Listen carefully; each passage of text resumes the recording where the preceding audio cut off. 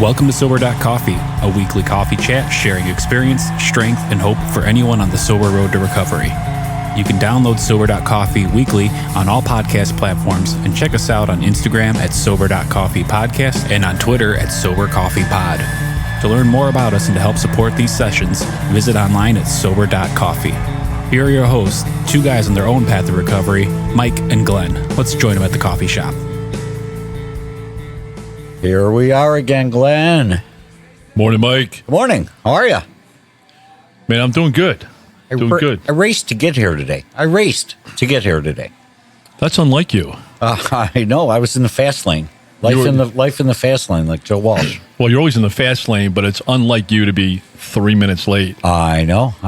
Well, I probably lost a little sleep last night thinking about step 8. Oh, is that what we're on today? Step 8? Step 8?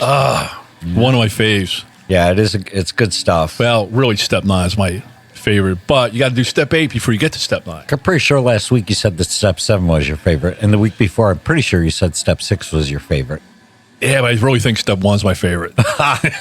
Or step 3. I'm not sure. Oh, poor 2. All right, let's get down to business. All right, step 8. All right, ready? Right. We made a list of all persons we had harmed and became willing to make amends to them all. Willing. So the principle behind this step, I'm going to assume, is willingness. Willingness. Yeah, willingness. I know it's been referred to as a responsibility or love as well, right? So kind of self responsibility. I don't know that I've uncovered a word that really describes what step 8 did for me in my personal journey. I came into step 8, and when I accumulated my notes from 4 and 6, I came to realize an awful lot about myself as I started putting together the list, because really, I came from a point where I thought the only person really I was doing any harm to was myself, Glenn. I didn't realize that there was a road of destruction behind me until I really opened my eyes and took a look. Well, that's interesting. As I was going, even before I really committed to the program, going back to step 1, I knew my life was unmanageable. Right. And I knew part of that unmanageability, I was burning people. Mm-hmm. I mean, I was burning people, I was burning things, I was leaving devastation. I just didn't really care. I didn't focus on it. I didn't care. And the snippets of time when I did, I just tried to escape it, man. Sure. I just kept the cycle going. Right. And so I was definitely aware, the damage that it did. But I also, I was like, wow, now I've got to clean the street up, Right. and I thought throughout the process, I'm like, I've said enough sorries, I should be good. Right. But that's not what it's about. No, I get no. And frankly, people at some point were sick and tired of hearing words out of my mouth. Yeah. My grandmother used to say when I was a youngster, she'd say, being sorry doesn't help. Right. Being sorry doesn't help. And her real meaning behind that was do something about it. But step 8 requires us, as I've learned, to do something about. It's the beginning of doing something about the damage that you caused in and around you in your universe. And the first part of it is being willing to make amends to all the people. But the first part of the step is to make a list of all persons we had harmed. How'd you go about doing that? Well, it's funny. When I first, really absorbed this step, it says became willing. For me, that took guts. That took humility, ego deflation. And I first started making a real comprehensive list, right? Mm-hmm. But this is where, working the steps in order and the timing of it, and also working with a sponsor, to help filter out. It's not like, hey, you don't have to go back to first grade, to when you stole Jimmy's cookie, right? Did you read my list? Well, I'm sorry. Did you stole Jimmy's cookie? Jimmy's cookie. Oh, no. I've been trying to track him down. No. Yeah, but it was. It's scary. It was scary initially for me to say, hey, up until, up through step 7, I've been owning stuff, right? But it's one thing to own it in your head, and it's another thing to own it through actions, right? And, so, my list wasn't very long. It's probably, 12 or less, but it was super powerful. And that's why, I tell my sponsees, I'm like, hey, these steps are in order for a reason, right? One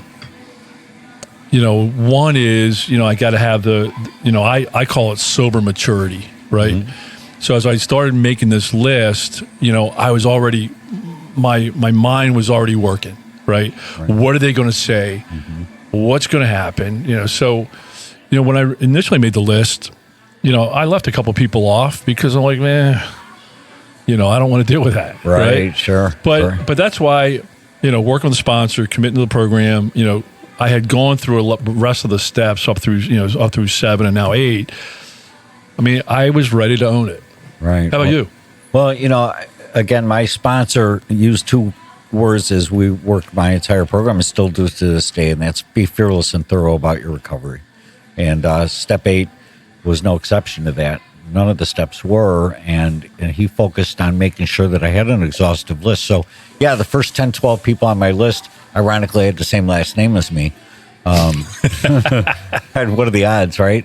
But then, somewhere in between, the last person that I cut off in the parking lot and Jimmy the cookie guy, I ended up with quite a long list of people that felt I'd done them harm. I was well over 100, honestly. Wow. Yeah. Now again, my sponsor looked at it and said, here's what we need to understand. Right. You're not gonna tackle these all, if ever. But what you're gonna do is you're gonna focus on the ones that you can, and the ones that make sense in your path to recovery. And so you're right about that. My sponsor's guidance on these steps was worthwhile and priceless. Yeah, and I still point out, and I combine step 8 and 9 together. I just do. I think that's right. Part of a process. But I'm working with a sponsee right now, and we really, purposely, pulled out step 8, and going through the list. And again, he doesn't have, 100 plus. You must have really done a lot of damage, brother. No, I'm just kidding you, man. I'm just kidding you. But it's hard to, once you make a list, right, then it's, key to work with your sponsor and talk about each one. That's what I did with this guy. And, I'm like, hey, let's build a strategy for each one as we do 8 and start looking at 9, making those amends. It's a session. It's a lot of discussion back and forth. It's a lot of digging. It's easier digging because you just did 4 and 5, right? So you have between the sponsor and sponsee relationship, there's trust, right? And there's no more hiding the hemorrhoids. Yeah, right. As I like to say, right? So it's an opportunity to dig in, but overall, as we talk about step 8 and step 9, I look at the stuff that I did, and I look at my conscience and my soul and what's inside me, and I knew my behavior and actions were well away from what I really believe and what I'm really about as a person. Well, isn't that right? That's the enlightening that happened. My experience with step 8 and 9 was not so much combination. My sponsor guided me to dig the hole in step 8, really dig the hole, identify the dirt, and then make a hard stop, and then begin the step 9 process. Only because what he didn't want to see was the mud going back into the hole or mud, the hole filling up with mud. But boy, the net result of both the ways that we approached it was exactly the same. It was this self-awareness and self-validation of who I really am underneath all those bad decisions and bad actions that I took over my years of abuse. So when you refer to it as mud, how heavy was that mud before step 8 and step 9? Oh, before step 8 and step 9, it was it was so heavy. I was underneath it, looking up, and with really no hope of getting through it because I just felt it was insurmountable. That was before before the step work. Right. I mean, once I had gone through the process, steps 4 and 5, and 6 and 7, I began to understand that there is a process to this program, and that it works, and the load is lightened with each shovel full you take out. So, as you described that, and I love how you described that. It almost seems like it's crushing. Oh, right. Great work. Great work. Yeah, and with our little podcast coffee sessions here, we're trying to break it down into experience, strength, and hope. And I think we're all over the page right now. But I think that's really interesting because I never realized how heavy, right, or how crushing or how big those piles of dirt were, until I started to, list them. Right. Until I started to really focus and put mind space, But again, I use the word sober maturity, and that's probably my new fad word or phrase. But that's why these steps are in order because I've seen folks, with step 8 and step 9. And again, I apologize. I'm jumping back and forth, ping pong between the two of them. But I've seen folks that, they don't understand the program or have worked the steps in order, and they go to a family party, right? Mm-hmm. And they see Aunt Edna, who they puked on and cursed out at last year's Christmas party, right? Mm-hmm. And they're on step 1 or step 2, and they got the pink cloud. They're all pumped up. Hey, man, I'm 38 days sober, and this is great, and this is really working. So they go over to Aunt Edna and tell Aunt Edna, hey, I'm sorry. Hey, step 8 of my program tells me to make a list. You're on my list, and let me do my step 9 with you right now. And she tells you to go to hell. Yeah, right. And so the sober maturity part of it is, in step 8 and step 9 is, it's what we do. Mm-hmm. It's not the reaction that we get. Right. It's not the outcome is our actions, not the response. Right. So I think we'll get into more in step 9. But I think we will. But your point is well made, and that is that understanding what the word making amends, the definition of making amends. And I love your definition. Let's hear it. Yeah, right. So it's to correct a mistake that one has made or a bad situation one has caused. So it's not just apologizing. This is not just about saying I'm sorry, Aunt Edna. This is saying, look, Aunt Edna, I'm living a different way. How much did it cost to clean that dress? I puked on. Let's take this thing home and let me give you a little love and listen to what Aunt Edna's side of the story was. So I think there's a lot to making amends. We'll certainly talk about when we get to step 9. But as we talk about step 8, I think it's important for us to understand what's the process we're doing. Are we just going out, like you said, quickly going out and trying to apologize? I think it goes a little deeper than that. That's what I've learned. Yeah, and I think I'm just really processing this, and it's not just having the you have to have the sober maturity to take whatever response comes, right? And that's part of making the list. In my head, I was already prejudging what was going to happen. Mm-hmm. But one of the keys, I think, Mike, is I call it we call it living amends. Right. I mean, people were so tired of hearing Glenn say, I'm sorry, I won't do it again. I'm sorry. My words were ineffective. So for a period of time, and I wish I took notes, but maybe 2 years, people saw me change. Mm-hmm. They saw that I was sober. They saw that I was serious. They saw that I was reacting different to situations that I normally would have crashed. So by the time that I was making 8 and then into 9, people already saw the change. Right. So they weren't shocked, mm-hmm.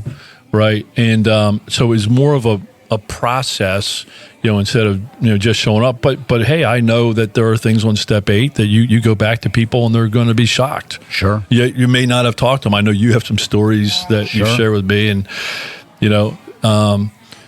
but again, you got to do it at the point where if somebody shuts the door on you, you're okay with it. Right. You did your part. Right. You can't carry their load. Tell me where, I'll kind of segue into hope here for a second, because for me, I know that once I did step 8, there was a clean break in there, a very quick break. I mean, we're talking about days between step 8 and step 9 for me, because I'd already became willing to make amends to them all, right? I thoroughly followed the step. And so I guess you got past that fear point. That's right. So my question to you is how did you feel as you began this to actually execute the process? What was your change in attitude, your change in outlook? So I'm going to bring up the old dial again. Okay. I love the dial. The old fact and faith dial, right? So, a lot of this, as I mentioned before, I started out, the dial was pegged on faith, because I didn't have any of my own facts. I relied on your facts. I relied on others' facts. I relied on my sponsor's facts, and I had faith in them. So when I was doing, step 8, hey, you know what? Yeah, there was a gut check. I felt it. I felt some fear, but I had faith that, the stories that people were telling me were true, that their experiences were true. And I had faith that, hey, I had enough faith in facts in the program. The dial moved enough to facts where I poured more fuel into faith. And I said, hey, if it worked for you guys, I'm going to jump in and I'm going to do this and I'm going to do it the right way. And then you saw it working for you, which increased that dial. It probably. Well, I can't wait to get to step 9, because it's absolutely amazing how this stuff works. And I was super hopeful. And going through that, I realized how heavy, as you said, that piles of dirt and how crushing, So I had hope. I mean, hey, if I do this, but do it the right way, right? Because I was tired of half-assing stuff. I'm going to do it the right way. So I was hopeful, man, that hey, I'm going to start cleaning off some of this weight. Right, right. And for me, I saw light through that mud, right? So that so you weren't completely buried. I wasn't completely buried. I was zombie-esque. I was beginning to move my body towards making amends, but I was beginning to move my spirit towards getting right with who I believe myself really was intended to be. And so it was a bit of an experience for me to say, okay, here's my inventory, here's my list, I'm ready to go tackle it. So were you, after you did step 8, were you like really fired up to get on step 9? Were you, or? Well, here's the funny thing, and I remember the feeling well, and it was two combined and consistent feelings inside me. One was of being beat up and fearful. I was totally afraid of going through this. I was beat up from the process, but at the same time, Glenn, I was energized and confident that I had a plan to move forward, and the plan was going to support my sobriety. All right, so let me boil this down. You had 100+ on your list, right? When you got down through all the processing with your sponsor, what was the number? Yeah, we sat at a number just south of 15 that I really had to focus on. Okay. Yeah. All right. Awesome. Yeah, that's about, I was about 12, I guess. Yep. So, all right, man. Hey, I loved hearing your buried by the mounds of dirt. Buried by the zombie Mike. It reminds me of that song by Peter Gabriel, Digging in the Dirt. Yeah, right. There you go. Because that's exactly what it is. Thanks, Glenn. Great coffee. You bet, man. I love step 8. I love hearing your story. Thanks, Mikey. For step 9. All right, brother. All right, man.